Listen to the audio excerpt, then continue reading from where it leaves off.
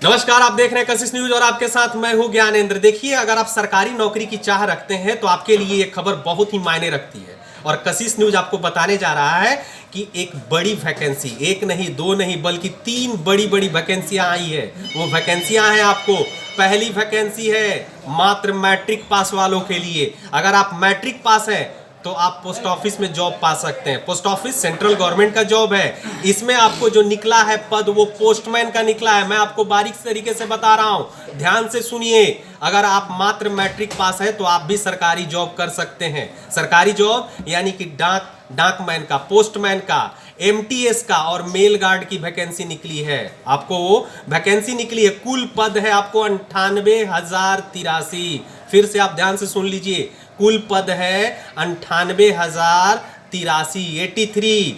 Postman का जो पद है मैं आपको बता दूं कि 59,099 और एमटीएस यानी कि मल्टीटास्किंग सर्विस जो होता है आपको, वो पोस्ट ऑफिस में निकली हुई है, वो है 37,539 और मेल गार्ड का है आपको 1,445। अब क्वालिफिकेशन की मैं बात करूं कि आपको पोस्टमैन के लिए 12वीं पास होनी चाहिए यानी कि +2। मेल गार्ड के लिए 12वीं पास होना चाहिए, कोई कंप्यूटर का सर्टिफिकेट की जरूरत नहीं है। और एमटीएस के लिए भी 12वीं पास, कोई कंप्यूटर के सर्टिफिकेट की जरूरत नहीं है। अब पूछेंगे कि इसके लिए उम्र सीमा क्या है, तो मैं बता दूं कि इसके लिए उम्र सीमा है 18 से 32 साल। अगर आप मिनिमम जो 18 साल पूरे कर लिए हैं और मैक्सिमम जो 32 साल हो गए हैं, इस दौरान अगर कोई भी छात्र होंगे जो +2 के छात्र होंगे वो इस पद के लिए अप्लीकेबल होंगे। और इसमें कहा जाता है कि यूपी में 9,019 है, बिहार में 3902 पदों पर वैकेंसी निकली है। सिलेबस की बात करें या प्रोसेस का, तो इसके लिए लिखित परीक्षा का आयोजन होगा और फिर मेरिट लिस्ट बनाई जाएगी। अगर मेरिट लिस्ट में आप आ जाते हैं तो आप भी पोस्टमैन, एमटीएस और मेल गार्ड की नौकरी पा सकते हैं। अब मैं दूसरा जो नौकरी वैकेंसी निकली है मैं उसके बारे में बता दूं। दूसरी वैकेंसी है आपको एयरपोर्ट अथॉरिटी में। एयरपोर्ट अथॉरिटी आप तो जानते हैं, रॉयल जॉब आता है ये। इसमें आपको आईटीआई पास होना पड़ेगा, यानी कि आपको मैट्रिक के बाद जो आईटीआई की जाती है, आपको 2 साल का जो कोर्स होता है, अगर वो पास है तो इसमें आपको पद है कंप्यूटर ऑपरेटर का, इलेक्ट्रॉनिक्स का, एयरक्राफ्ट असिस्टेंट का, ध्यान से सुनिएगा, एयरक्राफ्ट असिस्टेंट का, आईटी असिस्टेंट का भी है और क्वालिफिकेशन है आईटीआई ग्रेजुएट। उम्र कितनी है इसमें?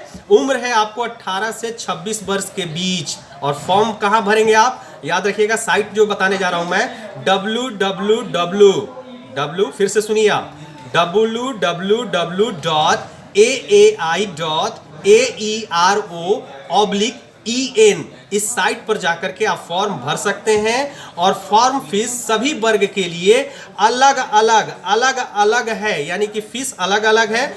और सिलेक्शन प्रोसेस जो है आपको, वो लिखित परीक्षा होगी और इंटरव्यू लिया जाएगा। उसके बाद एयरपोर्ट अथॉरिटी में आपको ये जॉब मिल जाएगी। अब तीसरी बहाली की जो मैं बात करने जा रहा हूं वो बहुत ही रॉयल जॉब है। रॉयल जॉब, इसकी अपेक्षा सब लोग करते हैं, दारोगा की। जी हां, दारोगा की, वो भी आपको रेंजर की है। वन विभाग की ओर से बड़े पैमाने पर यह वैकेंसी निकाली गई है।